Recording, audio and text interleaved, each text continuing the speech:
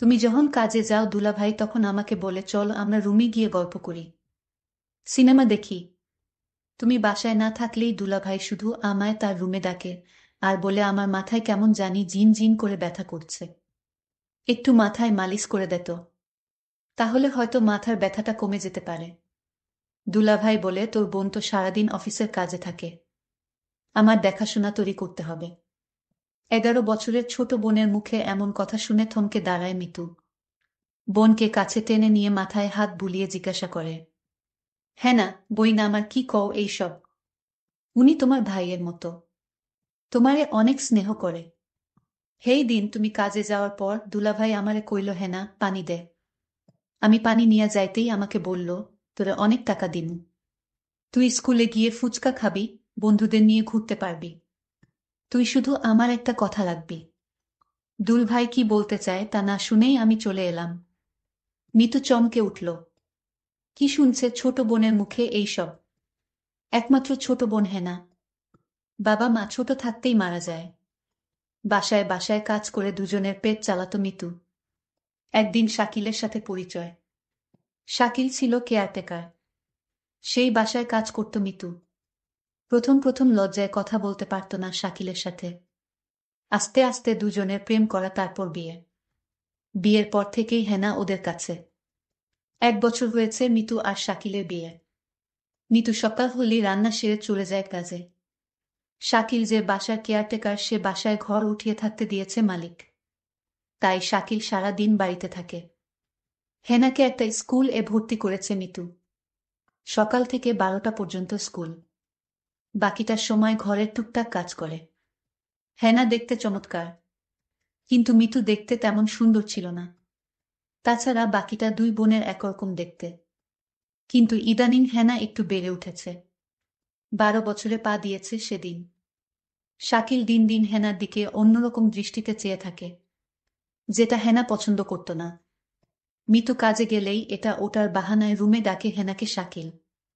হেনাকে দিয়ে শাকিল তার সুকেসের চাবি দিয়ে বলে, তুই সুকেস থেকে আমার হিসেবের খাতাটা এনে দে তো।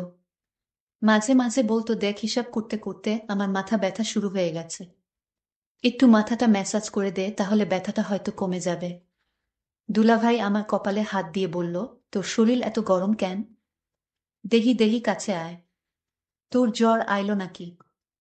হেনা বলল, না শরীরের জ্বর নেই, গরমের যে তাপমাত্রা পড়ছে এমনই শরীর গরম থাকে। হেনা তার দুলাভাইয়ের বাহানা বুঝতে পারে, তাই তো কিছু না বলে দৌড়াতে দৌড়াতে বাইরে চলে আসে, অপেক্ষা করে বুবুর জন্য। কাজ থেকে সবেমাত্র এসেছে মিতু। মিতু আসতেই হেনা তার বুবুর কাছে এসে কান্না করে বলল, আমি তোমার সাথেও কাজে যাব, আমি বাড়িতে একা একা থাকব না। চোট বেনের এসব কথা শুনে মনটা এক অজানায় ছটফট করছে। কি করবে এখন মিতু? হেনার যে মিতু ছাড়া কেউ নেই। এমন সময় শাকিল ঘরে এলো। এসেই মিতুকে দেখে বলল, মিতু তুমি আইছো? হেনার গায়ে জ্বর দেখলাম, তুমি দেহ তো মায়াডার কি হইল? জ্বর হইলে ওরে ডাক্তারের কাছে নিতে হইব। মিতু শাকিলের এমন কথা শুনে একটু অবাক হল।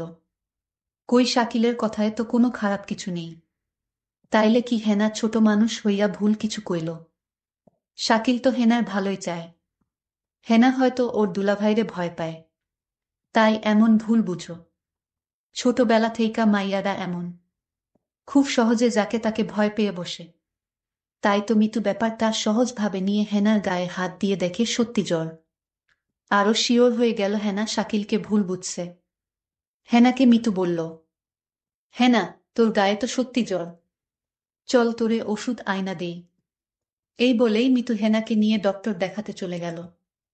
শাকিল মিটমিট করে হেসে দিয়ে বলল, হেনা তুই যতই আমার নামে নাসিল করস, তোরে আমি একদিন সত্যি সত্যি।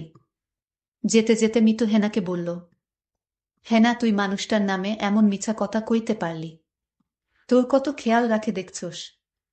হেনা বলল, বুবু তুমি আমার কথা বিশ্বাস করো, দুলাভাই আমারে খালি তার রুমে ডাকে আর কি জানি বলতে চায়, কিন্তু বলতেও পারে না। আরে তোর দুলাভাই তোর ভালো চায়, আর এই জন্য তোকে চোখে চোখে রাখে। বোকা মেয়ে, কিছুই বুঝিস না। মিতু ছোট্ট হেনাকে বুঝিয়ে বলল, শাকিল একেবারে সাধাসিধে, ভুলটা হেনার। আমি মিতুকে বললাম, বুবু যেদিন কিছু একটা হবে সেদিন আমার কথা বিশ্বাস করবে, তার আগে নয়। বুবু আমায় জারি দিয়ে বলল, বাদ দে এসব কথা, এখন ডাক্তার দেখাবো। ডাক্তার বলল হেনার শরীরে জ্বর, আর তাই তাকে ভালো ওষুধ খাওয়াতে হবে। হেনার জন্য ওষুধ নিয়ে বাসায় চলে আসলাম। হেনার সমস্ত ওষুধের খরচ শাকিল দিল। আমি হেনাকে বললাম, হেনা দেখছিস আমাদের কত কেয়ার করে তোর দুলাভাই। ওষুধের সমস্ত খরচ শাকিল দিয়ে দিল। বুবু আমার মনের কথাটা বুঝল না। বুবু, তুমি শুধু শাকিল ভাইয়ের উপরের দিকটাই দেখলে, ভিতরের রূপটা দেখলে না। রাতে খাওয়া দাওয়া শেষ করে হেনা শুয়ে পড়ল। আমি হেনাকে বললাম, কিরে হেনা, তুই ওষুধ খেলি না? ঔষধ না খেলে তোর জ্বর ভালো হবে না, তুই দিন দিন অসুস্থ হয়ে যাবে। বুবু, আমার গায়ে জ্বর নেই, আমি ওষুধ খাবো না, আমি সুস্থ আছি। কি বলছিস পাগলি মেয়ে? ডাক্তার বলল জ্বর আছে, আর সে বলছে জ্বর নেই। বুবুর জুড়াজুড়িতে আমি জ্বরের ওষুধটা খেয়ে নিলাম। আমার কিছুই করার ছিল না। আমি জানতাম আমি যদি বুবুর কথা না শুনি বুবু অনেক কষ্ট পাবে, কারণ এই পৃথিবীতে বুবুর আমি ছাড়া আর কেউ নাই। আর তাই আমি বুবুকে কষ্ট দিতে চাই না। কিন্তু বুবু আমার একটা কথা কোনোভাবেই বিশ্বাস করছে না। কিন্তু বুবু বিশ্বাস করবে সেই দিন যেদিন আমার একটা কিছু হবে, তার আগে না। কিছুদিন পর বুবুর অফিস বন্ধ দিয়েছিল 1 সপ্তাহ। সারাদিন বুবু বাড়িতে থাকত। আমি স্কুলে যেতাম আর 12টা বাজে চলে আসতাম। কিন্তু বুবু এই 1 সপ্তাহ বাড়িতে থাকাতে শাকিল ভাই কেমন জানি হয়ে গেছে। দুলাভাই মেজাজ দেখি কিটকিটে হয়ে গেছে। আমার মনে হয় বুবু বাড়িতে থাকায় দুলাভাই এটা কিছুতেই সহ্য করতে পারছে না। পরদিন আমি স্কুল থেকে ফিরলাম, রৌদ্র দিয়ে আসলাম, শরীর গরমে মনে হয় পুড়ে যাচ্ছে। দুলাভাই তখন আমার কপালে হাত দিয়ে বলল, সর্বনাশ, মেয়েটা তো আজ জ্বরে পুড়ে যাচ্ছে, তাড়াতাড়ি চলো ডাক্তারের কাছে নিয়ে যাই। বুবু তখন বলল, তুমি হেনাকে নিয়ে ডাক্তার দেখিয়ে আসো, আমি বাড়ির রান্না ভাড়ার কাজটা সেরে নেই। হেনা তখন আমায় বলল, বুবু আমার জ্বর হয়নি, আমি ডাক্তারের কাছে যাব না। বুবু, তুমি কেন বুঝ না আমার কথা? দুলভাই শুধু অয়থায় ডাক্তারের কাছে আমায় নিয়ে যায়। আমার শরীরে জ্বর নেই। বুবু, আমি ডাক্তারের কাছে যাব না। দুলাভাই বলল, আচ্ছা তুমি যখন যেতে চাচ্ছ না তাহলে আমি গিয়ে ওষুধ নিয়ে আসি। বুবু বলল, দেখছিস তোর দুলাভাই কত ভালো, তোর একটু সমস্যা হলেই তোর জন্য কত কিছু করে। আজকাল এমন মানুষ পাওয়া বড়ই কঠিন। হ্যাঁ না বুবু, তুমি দুলাভাইকে চিনতে পারোনি। তুমি মানুষটার সাথে সংসার করছো অথচ তার মন মানসিকতা সম্পর্কে তোমার ধারণা নেই বুবু। বুবু, দুলাভাই তোমার সামনে আমার সাথে ভালো আচরণ করে। চুপ কর, তোর দুলভাইয়ের নামে কোনো বদনাম করবি না। আমি বুবুর কথা শুনে অবাক হলাম আর মনে মনে বললাম, বুঝবে বুবু, বুঝবে। সময় হারিয়ে সবই বুঝবে। আমার কথার কোনো মূল্য তুমি আজ দিচ্ছ না। পরদিন বুবু হঠাৎ অসুস্থ হয়ে পড়ে বিছানা থেকে উঠতে পারছে না। শরীরের একটু শক্তি নেই। বুবুর শরীরের প্রচণ্ড জ্বর চলে আসছে। দুলাভাই বুবুর অসুস্থতা দেখেও বলছে, আমার আজ একটা জরুরি কাজ আছে বাহিরে, আমার আসতে একটু লেট হবে। দুলাভাইকে বললাম, বুবুর গায়ে তো জ্বর আসছে, বুবুকে ডাক্তারের কাছে নিয়ে যেতে হবে। দুলাভাই বলল, তুই একটু নিয়ে যা, আমি আজ যেতে পারবো না, কারণ আজ আমার জরুরি কাজ আছে। আমি বুবুকে বললাম, বুবু দেখলে আজ তুমি অসুস্থ, তাই তোমাকে ডাক্তার দেখাতে নিয়ে গেল না। আজ যদি আমি অসুস্থ হতাম তাহলে দেখতে কত দরদ দেখাতো। বুবু আমার কথা শুনে কিছুটা আমার কথা বিশ্বাস আসলো।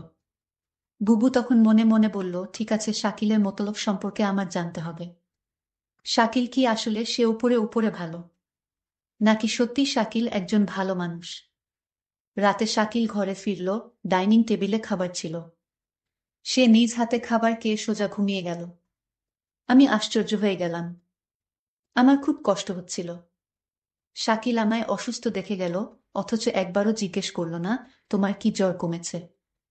শাকিল জানি কেমন হয়ে গেছে, অথচ গতকাল আমার বোনের জ্বর আসলো, তার প্রতি সে কত না কেয়ার দেখালো। এসব চিন্তা করতে করতে আমার রাতে ঘুম হচ্ছিল না। আমি সারা রাত ঘুমাতে পারিনি। তাহলে আমার চোট বোনটা যা বলল তা কি সত্যি বলেছে? না, এ হতে পারে না। সকালে ঘুম থেকে উঠে দেখি শাকিল নাস্তা না করে চলে গেছে। আমি তাকে ফোন করছিলাম, সে ফোন ধরে বলল, আমি একটা কাজে আছি, আমি তোমায় পরে কল দিচ্ছি। আমি তখন শাকিলকে বলতে চেয়েছিলাম, শাকিল, আমার 2 দিন ধরে জ্বর, আমার জন্য কিছু ওষুধ নিয়ে এসো। সেটা বলার আগেই সে ফোন কেটে দিল। আমি ভাবলাম কিছুক্ষণ পর আবার ফোন দিব। প্রায় 2 ঘন্টা পর আমি শাকিলকে ফোন করলাম। আমি বললাম, 2 দিন ধরে আমি অসুস্থ, তুমি আমার খোঁজ রাখনি কেন? শাকিল বলল, আরে আমি এই 2 দিন একটু বিজি ছিলাম, তাই কোনো খোঁজ রাখতে পারিনি। তারপর আমি বললাম, যদি পারো তাহলে আমার জন্য কিছু ওষুধ নিয়ে এসো। ঠিক আছে, আমি নিয়ে আসবো, এখন ফোন রাখো। আমার মনে হলো আমি তাকে ফোন দিয়ে বিরক্ত করেছি। একদিন রাতে শাকিল ঘুমাচ্ছিল, হঠাৎ মধ্যে রাতে দেখি শাকিলের রুমে নাই। আমি রুমের চারদিক ভালো করে খুঁজতে লাগলাম, কোথাও শাকিলকে দেখতে পাইলাম না। তারপর দরজা খুলে রুম থেকে বের হয়ে দেখলাম হেনার দরজার কাছে গিয়ে হেনাকে ডাকছে। আমি বললাম, শাকিল তুমি হেনাকে ডাকছো কেন? শাকিল আমাকে দেখে চমকে গেল। শাকিল বলল, আর বলো না, হেনার ঘরে আমার ল্যাপটপটা রাখা ছিল, তাই হেনাকে ডাকছি। কারণ ল্যাপটপে অনেক হিসাব পড়ে রয়েছে, তা আজ রাতে শেষ করে অফিসে জমা দিতে হবে। শাকিল তুমি আমার সাথে মিথ্যা বলো না। আমি জানি তুমি জব করো না, আর তাহলে তোমার অফিসে কিসের কাজ? মিতু তুমি আমার মুখের উপর তর্ক করো না। আমি যা বলছি তাই সত্যি, আমি নতুন একটা অফিসে জব নিয়েছি। আমি তার সাথে আর কথা বাড়ালাম না। শাকিলের প্রতি আমার সন্দেহর মাত্রাটা বেড়ে চলল। এখন শাকিলকে আমার তেমন বিশ্বাস হয় না। কখন কি করে বসে তার কোনো ঠিক নেই। আমি শাকিলকে বললাম, যেহেতু তুমি একটা চাকরি পেয়েছ, তাহলে আমার আর কাজের দরকার কি? আমি না হয় বাসায় থাকলাম, তুমি চাকরি করো। শাকিল তখন আমায় ধমকে সুরে বলল, তোমার যে বোন রয়েছে তার লেখাপড়ার খরচ কি আমি দিব? তুমি তোমার কাজ করো, আমি আমার কাজ করি। শাকিলের কথা শুনে বুঝতে পারলাম তার আসল চেহারাটা বের হয়ে আসছে ধীরে ধীরে। আমি বললাম, ঠিক আছে শাকিল, তোমার কোনো চাকরি করতে হবে না, আমি তো আছি। দেখলাম শাকিল অনেক খুশি হয়ে গেল। পরদিন আমি কাজে চলে গেলাম। বাড়িতে হেনা আর শাকিল। আমার এই দিন কাজে কিছুতেই মন বসছিল না, কারণ আমার খুব চিন্তা হচ্ছিল আমার বোনটাকে নিয়ে। আমি যেখানে কাজ করতাম সেই মালিককে বললাম, আজ আমায় একটু আগে ছুটি দিয়ে দেন, আমার বাসায় একটু সমস্যা। মালিক বলল, ঠিক আছে, আজ তোমাকে আগে ছুটি দিয়ে দিব। কোনরকম অফিসের সময়টা গেল। আমার ডিউটি হচ্ছে সকাল 8টা থেকে রাত 8টা, কিন্তু আজ আমি বিকাল 4টায় ছুটি নিয়ে বাসায় চলে আসলাম। বাসায় এসে দেখি বাড়িতে কেউ নাই, একদম নিবিড়। আমি হেনাকে ডাকছি, হেনা কোথায় তুই? আবার শাকিলকে ডাকছি, শাকিল কোথায় তুমি? আমি কারো সাড়া শব্দ পেলাম না। সমস্ত বাড়ি খুঁজছিলাম, কাউকে দেখতে পাচ্ছিলাম না। শুধু একটা জায়গা বাকি ছিল, আর সেই জায়গাটা হলো বাথরুম। আমি বাথরুমের দিকে গেলাম, গিয়ে যা দেখলাম তা দেখে আমার মনে হচ্ছিল আমার দম আটকে গেল। আমি দেখলাম হেনা একপাশে পড়ে আছে। আমি দৌড়ে কাছে গিয়ে হেনাকে ডাকলাম, হেনা বোন আমার, তোর কি হয়েছে? হেনার কোনো সাড়া শব্দ নেই। চিৎকার করে হেনাকে ডাকছি, এই হেনা, উঠ, তোর কি হয়েছে বোন? আমি কথা দিচ্ছি আমি আর কোনোদিন তোরে বাসায় একা রেখে কাজে যাব না। লক্ষ্মী বোন আমার, তুই উঠ, আমার সাথে রাগ করিস না। হেনার মুখ দিয়ে কোনো কথাই বের হচ্ছিল না। একটা সময় বুঝতে পারলাম হেনা আর নেই। হেনা আমার সাথে অভিমান করে চলে গেছে। হেনা মরে গেছে। আমি কাঁদছিলাম আর বলছিলাম, হেনা বোন আমার, তুই একবার উঠ, এই যে আমি কথা দিচ্ছি এখনই তোকে নিয়ে অন্য কোথাও চলে যাব। হেনা আমার কথা শুনছিল না। শুনবে কি করে, সে তো মরে গেছে। আমি হেনার হাতে একটা চিঠি দেখতে পেলাম। চিঠিটা তার হাত থেকে নিয়ে খুলে দেখলাম। চিঠিতে লেখা ছিল, বুবু তুমি আমার কথা বিশ্বাস করছিলে না। আমি অনেক কষ্ট নিয়ে দুনিয়া থেকে চলে গেলাম। এর কারণ হলো আমার দুলাভাই। বুবু তুমি আমাকে ক্ষমা করে দিও। আর তোমার প্রতি একটা অনুরোধ, তুমি শাকিলকে ছেড়ে চলে যেও, তা না হলে আমার আত্মা শান্তি পাবে না। আমার আর বুঝতে বাকি রইল না কেন হেনা দুনিয়া ছাড়ল। কি ঘটেছিল? আমার বোন ঠিকই বলেছিল, বুবু তুমি সময় হারিয়ে সব বুঝবে। আজ আমার বোনের কথার ফল আমি পেয়ে গেলাম। কিন্তু আমি এর শেষ দেখে ছাড়ব। আমি শাকিলকে খুঁজতে লাগলাম। আমি শাকিলকে কোথাও খুঁজে পাচ্ছিলাম না। তারপর আমার বোনের হাতের চিঠি দিয়ে শাকিলের নামে মামলা করলাম। শাকিলের সারা জীবনের জেল হয়ে গেল। বন্ধুরা, আমি কষ্ট করে তোমাদের জন্য গল্প তৈরি করি। যদি গল্পটি ভালো লাগে তাহলে ভিডিওতে একটি লাইক করে পাশে থাকবেন। আর এরকম নতুন নতুন গল্প পেতে আমার চ্যানেলটি সাবস্ক্রাইব করে পাশে থাকবেন। ধন্যবাদ।